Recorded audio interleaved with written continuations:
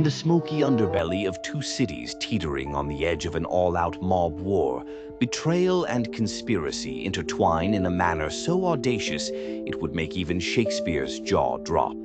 Welcome to Neon Noir, where halos dim and neon burns.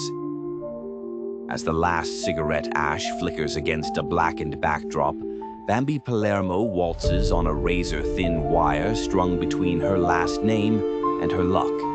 She's the living remnant of a fallen mob dynasty, trying to dance her way through fiery circles without getting scorched. With Goku D'Angelo, the mob whisperer, as her godfather, she's anything but safe, but hey, who doesn't love a bit of danger?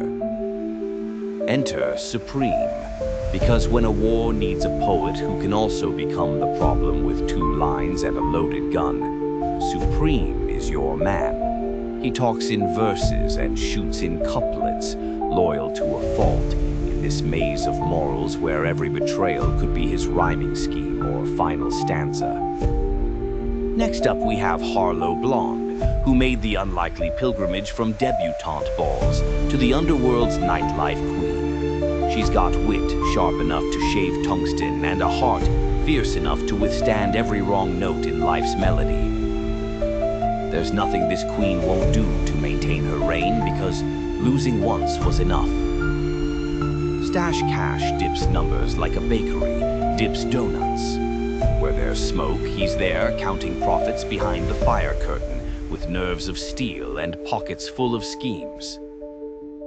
But oh, Agent Caden Winters, that man is as cold as the bureaucratic coffee he sips. His life wouldn't make it past a health department inspection, given the way he's hunting down the mob while his personal world spins wildly off axis, courtesy of his marriage to Bambi's sister. ADA Ian Wilson. Imagine obsessively pulling teeth from great whites simply because justice doesn't wait. He sinks deeper each time he decides to swim with sharks. Then we have David Lopez, the Fed with a penchant for bending rules as if they were made of rubber bands. He knows Bambi's double game and offers her cover while the history between them swirls and simmers. There's chemistry, a kind that might explode or implode any minute. Emily Palermo Winters, the wild card at the deck whose familial ties are knotted tighter than that 10-year-old shoelace you can't untangle. She's in it, married to the antagonist with more shared drama than a soap opera. And Christian Zintelli, well, some secrets are best left marinating until they're just right for kitchen nightmares on Mafia Street. As Goku D'Angelo pulls strings that are invisible yet surprisingly painful, as Valerie spins webs laced with her forked tongue, and Nick Palermo decides whether the crown is worth the bullet between his brows. This season paints a neon portrait where lies, lust, and loyalty offer just enough tension to make the heavy rainfall on bodega roofs seem ominous. Tune in Mondays at 2 p.m. Central on YouTube, because indulging in this chaotic concoction takes more than curiosity. It's an oath to unfurl drama so dense it'll make you yearn for popcorn drenched in tension oil. So subscribe before the pilot episode buries you first.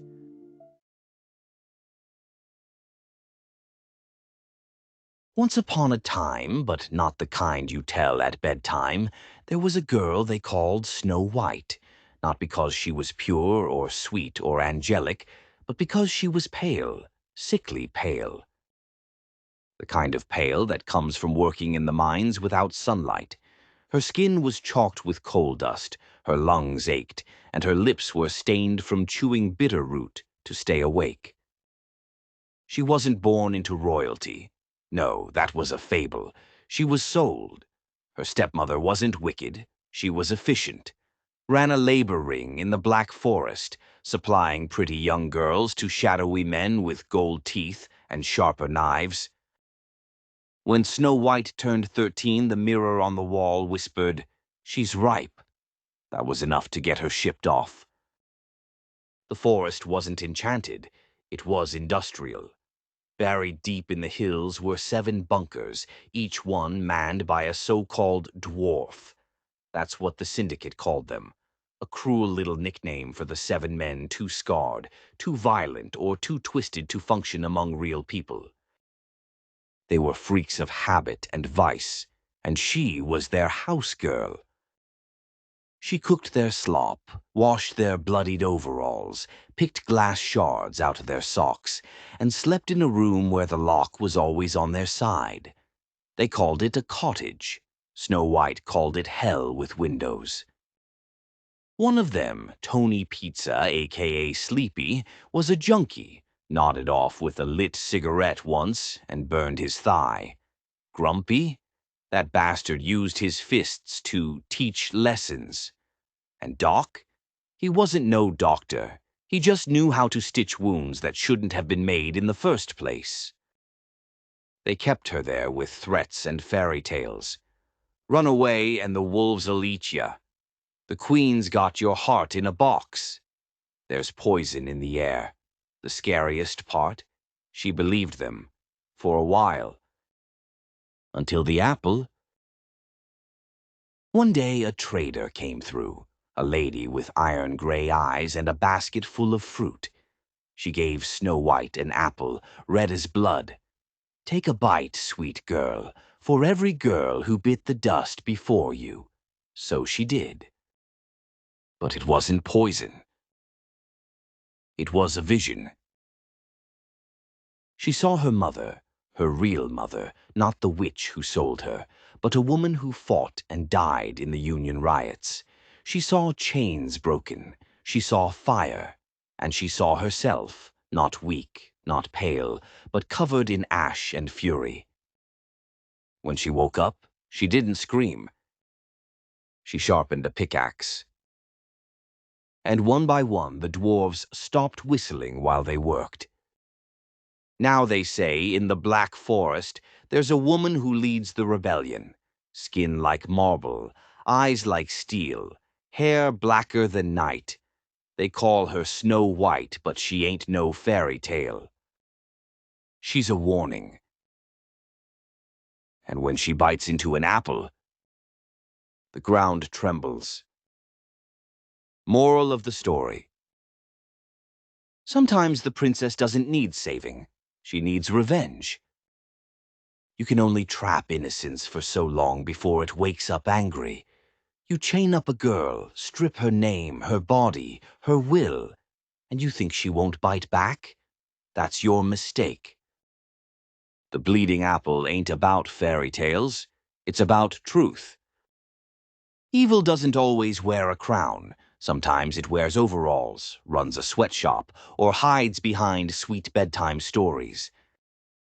The real moral?